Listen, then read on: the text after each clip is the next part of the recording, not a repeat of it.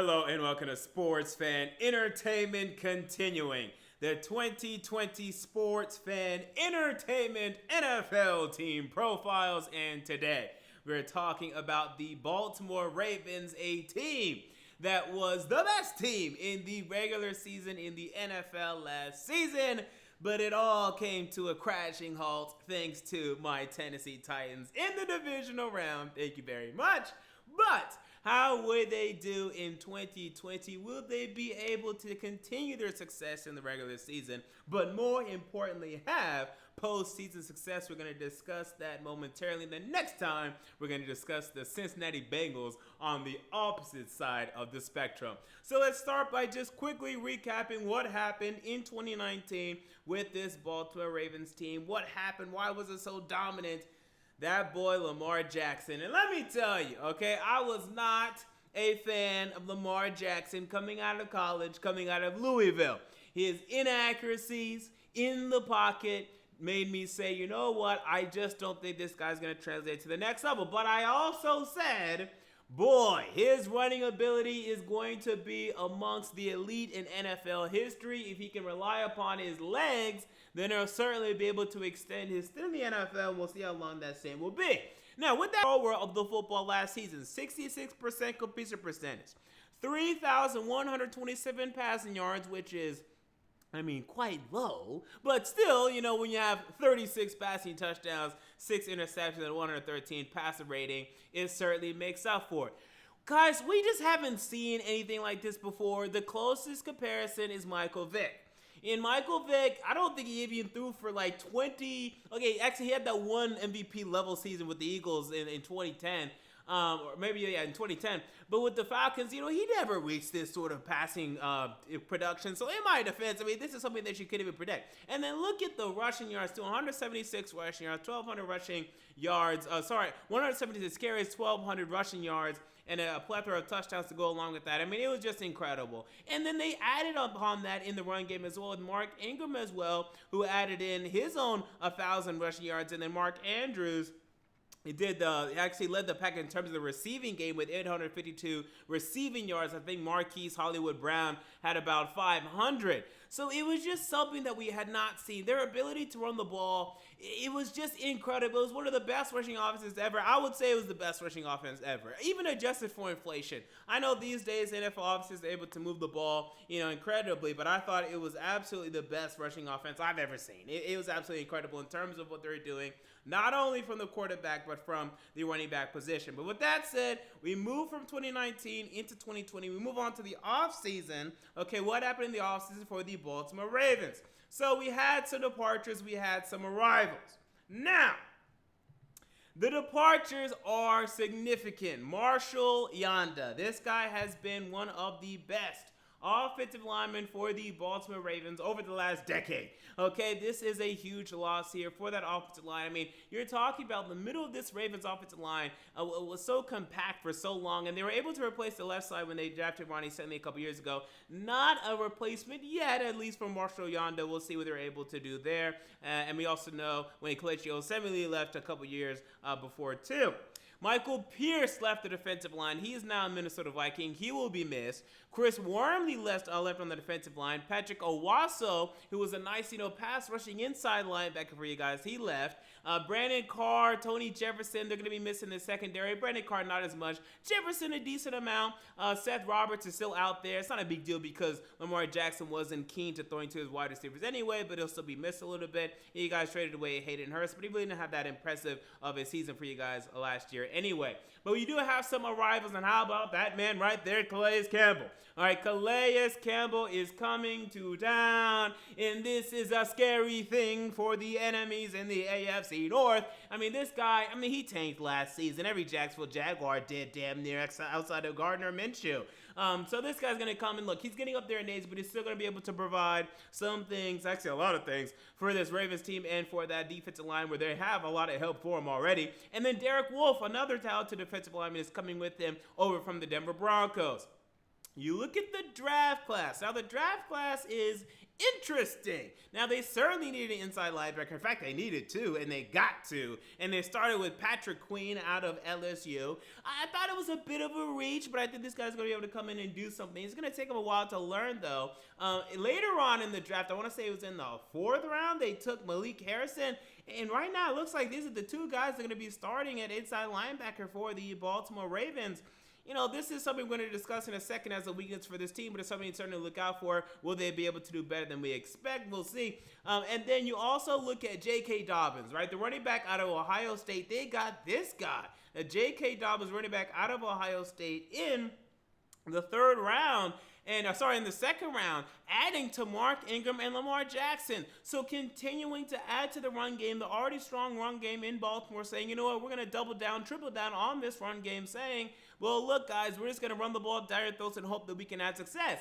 The funny thing is, you would think that that would have worked in the playoffs, and it didn't, right? It's very odd that for some reason that didn't translate to the playoffs, and I think it was mainly just because Lamar Jackson started that game so poorly, and they just weren't able to run the ball after that point. They had to commit to the pass, and they really didn't have to, but they panicked, and they did, right? So that's something they're going to look out for this upcoming season. So with that said, we move on to the next category, and that is the team analysis. What are their strengths? What are their weaknesses for the Baltimore Ravens? So again, strengths is the running backs position. I mean, now you're adding in J.K. Dobbins. You already have Mark Ingram there. Gus Edwards was already doing things last year anyway. It's ridiculous. The secondary is also a strength to me. I mean, this is a secondary that features Marlon Humphrey, who I loved coming out of college, is continuing to prove himself to be a number 1 cornerback. Absolutely. Earl Thomas, who they stole from the Seattle Seahawks, and now the Seahawks are getting Jamal Adams, so they're okay now, but still, they got Earl Thomas, and he was able to come in and provide veteran leadership. Didn't play well against my Titans, but definitely played well for the entire season. Marcus Peters, who's an absolute stud to have opposite of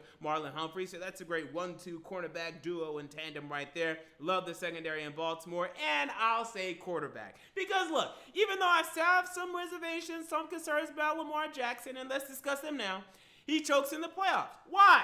Okay, I would say that it's because he hasn't had experience in big games, and it's all relative, right? Big games for him, I'm sure he was in his high school state championship. I'm sure he probably won it. But then there are guys that they go to college, they go to the NFL, and then all of a sudden the lights are too bright when you have national expectations. In college, I remember that the biggest game probably for him was against Clemson. When this was in Louisville, it was actually, maybe it was like in October, and they were actually still like maybe top 10. And I remember they lost that one, and he had some difficulties in that game.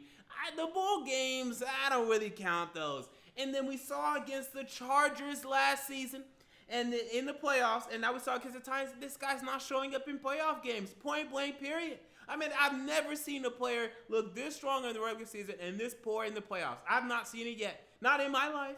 He has to step up in the playoffs. And you have to wonder why this is. Is it because, teams watch the tape, they force him to throw the football? Well, I don't think it's just that simple, because if it's that simple, why aren't teams doing that, throughout the regular season? If it's that simple of an equation, really one more week. We didn't even have 2 weeks to study Lamar Jackson. We had 1. So I don't think it's as simple as, well, just force him to throw to the wide receivers.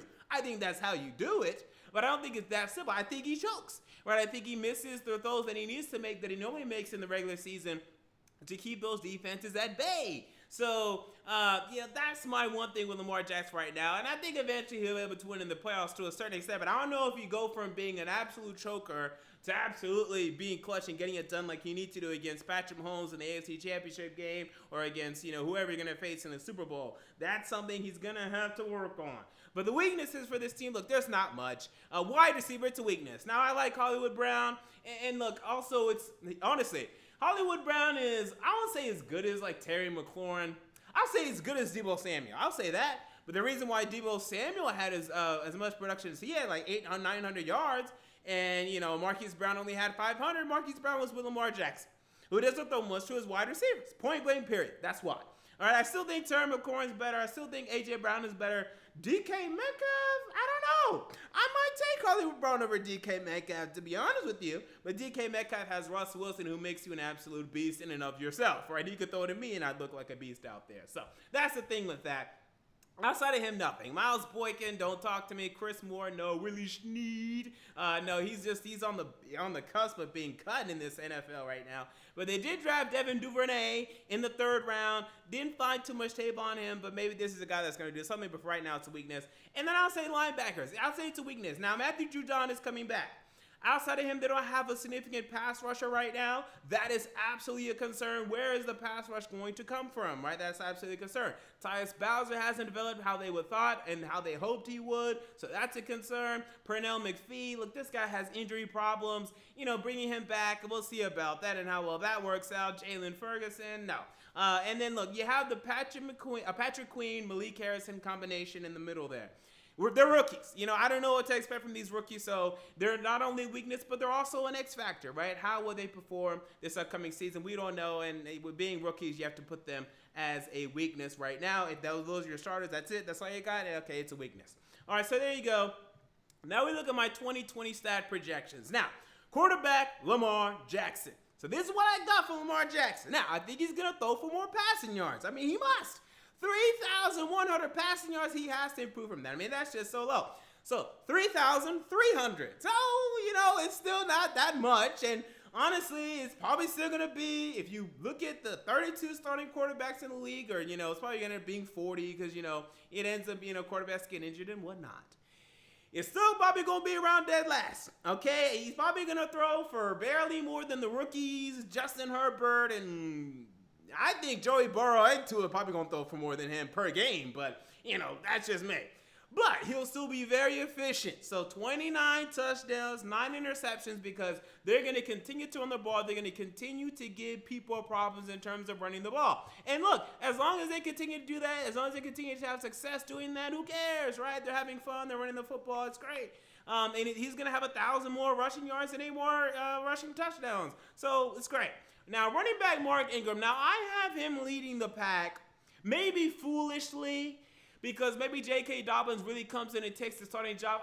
I think it'll take a little bit. I don't think he'll earn the job right from the start, but I think I'm going to avoid these guys in general. But obviously, if you get to your bench, you need a second, third running back on your bench, then take one of these guys. So I have him down for 180 carries, 850 yards, 7 touchdowns.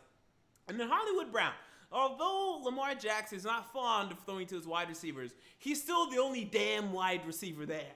Okay, so I think he's still going to be able to come down with an improvement, and a significant one here I have. 60 catches, 850 yards, 6 touchdowns. So he's not going to be the 1,000-yard wide receiver he'd be for a lot of NFL teams, but this is going to be a good stat line for him and a nice progression for him. So what is this Baltimore Ravens 2020 schedule? Now, the schedule, once again, you guys find yourselves again in the AFC North, where last year you guys were 5-1, or actually, was it 6-0? I want to say it was 5-1, losing to. Did you guys lose to the Browns? Was that who you guys lost to? I can't remember right now who you guys actually lost to. But I want to say it was the Cleveland Browns. Yeah, it was the Cleveland Browns in that odd 40-25 game. How about that? Now, I would expect, because, I mean, it's very rare that the Ravens sweep the Steelers or vice versa. I think it goes back to being a split there. And then the Ravens versus the Browns. I mean, you guys normally dominate the Browns, but look, the Browns are improved. I don't know. They're improved. And, I don't know to what extent, but if they snuck up on you guys last season, I think they do the same again this season. So I'm feeling 4-2, but it could be 5-1. Probably not 3-3. It's not going to be 3-3. So either 5-1 or 4-2 in your own division. Now, you guys also face the AFC South. Now, this is more favorable for you, I believe. Now, this includes going to Houston, where you guys could be Houston and Houston. It's not going to be easy, but you guys can absolutely do that. And you guys also travel to Indianapolis. Now, you guys can win both of these. I'm feeling split, though, because these are 2 playoff teams, or at least playoff wildcard teams. It's hard to sweep these 2 here. But I'll say again, either 1-1 or 2-0 here. You guys host the Titans. I'm a Titans fan. You're going to beat us this time around. I'll go ahead and admit that. And then hosting the Jaguars, no problem all. So 3-1, maybe 4-0 there. You guys face the NFC East. Congratulations. This is what you want, right? You travel to Washington to face the Washington football team. Okay, you have no problem beating the Washington football team. And then you guys also travel to and face, who's the other NFC team you guys travel to? Oh, Philadelphia, which is tough, but I think you guys can beat Philly. I'm not too concerned about Philly this season. It's another potential upset. See, there are potential upsets on the schedule. Houston, at Philly, at Houston, at Indy, at Cleveland. Some of these will trip you up probably, but we'll see. And then you guys travel to New England, and you guys also host who's the team from the AFC West that you guys host? Oh, the Kansas City Chiefs.